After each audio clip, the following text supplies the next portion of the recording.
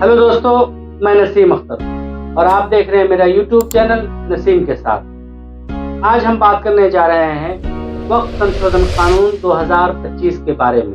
कि वक्फ संशोधन कानून 2025 में ऐसी कौन सी बातें हैं जो मुसलमानों के लिए आपत्तिजनक हैं या जिससे मुस्लिम समाज नाखुश है। दोस्तों, आपने वक्फ संशोधन कानून बनने से पहले और बनने के बाद विपक्षी पार्टियों, मुस्लिम संगठनों, धर्मगुरुओं और आम जनता की ओर से लगातार इसके विरोध में धरना, प्रदर्शन, जुलूस और विभिन्न कार्यक्रम देखे होंगे। इन सभी कार्यक्रमों का उद्देश्य ये बताना था कि ये वक्फ संशोधन कानून असंवैधानिक और मुस्लिम विरोधी है।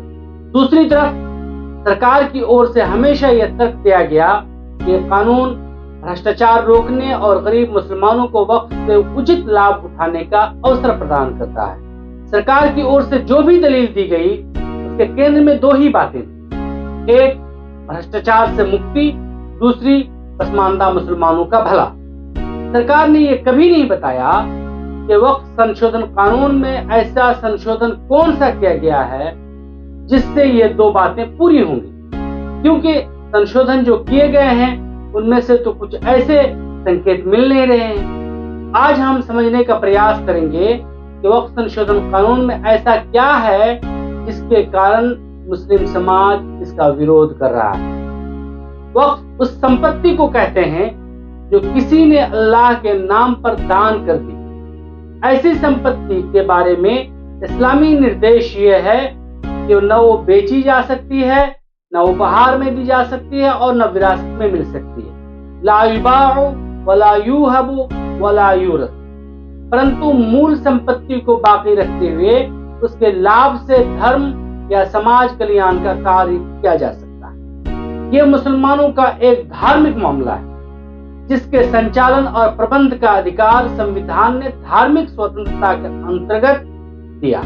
भारतीय जनता पार्टी की मोदी सरकार ने वक्फ कानून 1995 में जो संशोधन किए उसमें मुख्य रूप से 5 ऐसे संशोधन हैं जिनसे वक्फ के उद्देश्यों को ठेस पहुंचती है। यही 5 संशोधन है जो देश के मुसलमानों के लिए स्वीकार्य नहीं है। उनमें से नंबर 1, गैर मुस्लिमों की वक्फ बोर्ड और परिषद में भागीदारी। नए कानून में वक्फ बोर्ड और सेंट्रल वक्फ परिषद में गैर मुस्लिम सदस्यों को शामिल करने का प्रावधान रखा गया। बोर्ड में कम से कम 2 गैर मुस्लिम चेहरे या सदस्य शामिल होंगे, चाहे वो परिषद में हो या राज्य की वक्फ बोर्ड में। अब हमने कहा है कि वक्फ बोर्ड में शिया भी रहेंगे, सुन्नी भी रहेंगे, बोहरास भी रहेंगे, आगा कानिक्स भी रहेंगे। मुसलमानों में जो बैकवर्ड है, पिछड़े लोग हैं, वो भी रहेंगे और साथ साथ में महिला भी रहेंगे और एक्सपर्ट नॉन मुस्लिम भी रहने का प्रावधान रखा गया।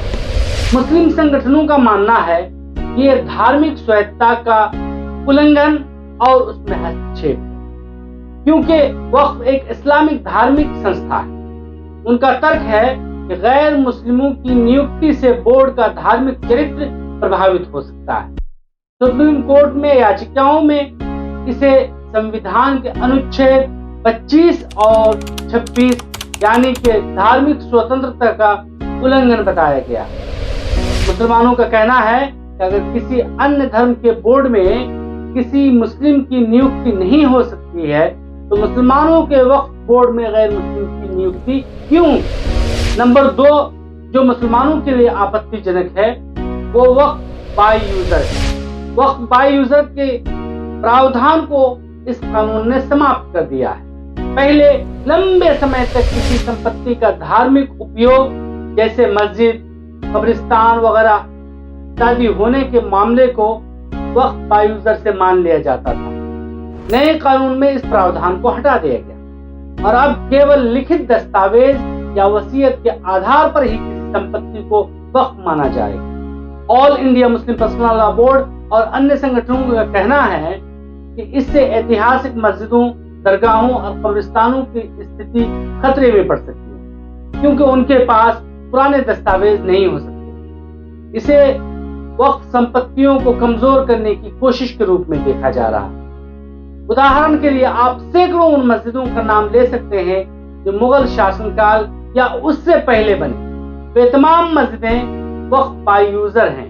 उनके पास वक्फ के लिखित दस्तावेज नहीं है, परंतु सैकड़ों सालों से उन मस्जिदों का उपयोग मस्जिद के रूप में होता रहा है, इसलिए उन मस्जिदों को मस्जिद के रूप में वक्फ बाय यूजर के तहत मान लिया गया। उनके पास कोई लिखित दस्तावेज न होने के बावजूद भी वो संवैधानिक रूप से मस्जिद मानी जाती। लेकिन अब नए कानून के अनुसार इन तमाम मस्जिदों पे खतरे मंडरा रहे हैं। अब मुसलमानों का कहना है जो पुरानी मस्जिदें हैं उनके दस्तावेज कहां से आएंगे, वो तो सदियों से मस्जिदें हैं। इसी प्रकार यदि पुराने मंदिरों के दस्तावेज भी खंगाले जाएं तो उनके पास भी लिखित दस्तावेज नहीं मिल सकते। तो क्या इसके आधार पर उन मंदिरों को भी अवैध घोषित कर दिया जाएगा? नंबर 3, जिलाधीश अर्थात कलेक्टर को सर्वे का अधिकार दिया जाना।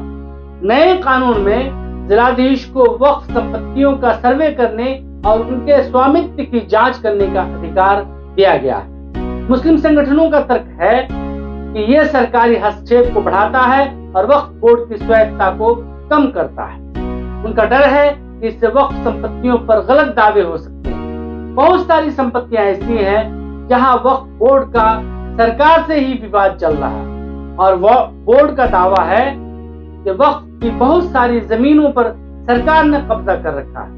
ऐसी स्थिति में सरकार का एक पदाधिकारी निष्पक्ष रूप से कैसे जांच कर सकता है और सरकार के विरुद्ध, सरकार के कब्जे के विरुद्ध वो कैसे रिपोर्ट दे सकता है, जबकि वो सरकार की नौकरी कर रहा है और सरकार से ही वो वेतन ले रहा है। ये अव्यवहारिक और अकाल्पनिक। नंबर 4, 5 साल की इस्लाम पालन करने की शर्त। संपत्ति को वक्फ करने से पहले यह देखा जाएगा कि एक